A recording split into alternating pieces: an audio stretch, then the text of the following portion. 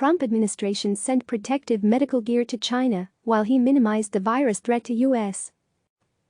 Dean Obeidallah, a former attorney, is the host of SiriusXM Radio's daily program, The Dean Obeidallah Show, and a columnist for The Daily Beast. Follow him at Dean Obeidallah. The opinions expressed in this commentary are his own. View more opinion articles on CNN. Our doctors and nurses are in desperate need of masks, gloves and other personal protective equipment, PPE, to protect themselves from contracting the coronavirus while treating those who are ill. Some of them are trying to find it on eBay, while others are pleading for help on social media. The situation is so dire one New Jersey doctor described it as sending medical professionals like lambs to the slaughterhouse. Concerns about a dwindling supply of PPE are not new. Back on February 7, the World Health Organization sounded alarm bells about the limited stock of PPE, noting demand was 100 times higher than normal for this equipment. Yet the same day as the WHO warning, the Trump administration announced that it was transporting to China nearly 17.8 tons, more than 35,000 pounds, of masks, gowns, gauze, respirators, and other vital materials. As Secretary of State Mike Pompeo noted in the press release announcing this shipment, these donations are a testament to the generosity of the American people. Americans indeed are a generous people. We want to help those in need. And at the time these medical supplies were shipped, more than 28,000 people in China were infected with nearly 600 deaths attributed to the virus. But how could Trump allow tons of vital medical equipment Americans to be transported to another country in February if, as he has claimed since January, he fully understood the risk the United States was facing from the virus? As a reminder, the first known case of coronavirus case on U.S. soil was confirmed by the U.S. Centers for Disease Control and Prevention on January 21, 2020. The next day, Trump was asked about the virus while attending the World Economic Forum annual meeting in Davos. CNBC anchor Joe Kernen asked the president, "The CDC has identified a case of coronavirus in Washington state. Have you been briefed by the CDC?" To which Trump responded, "I have."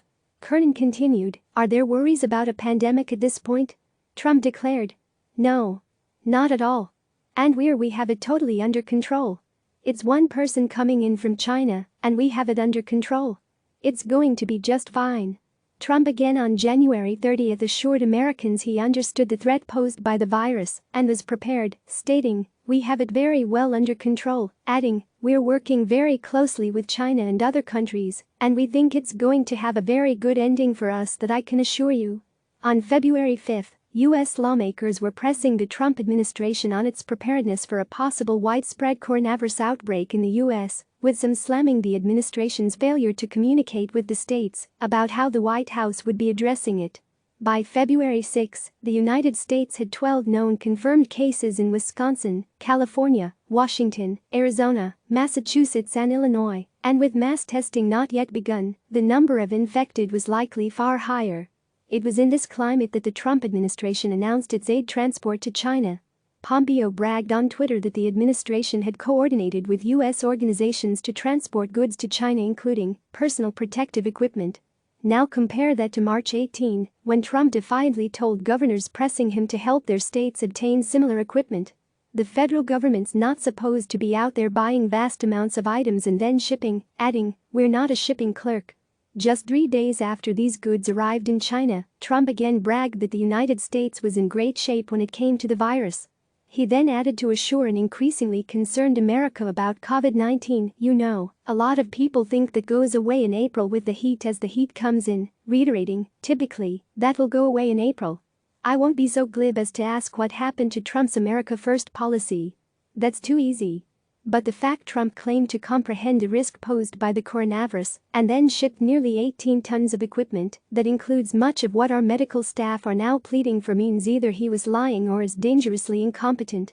You can pick which one you believe.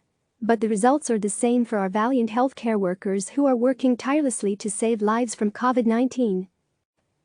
Click subscribe to receive the latest news.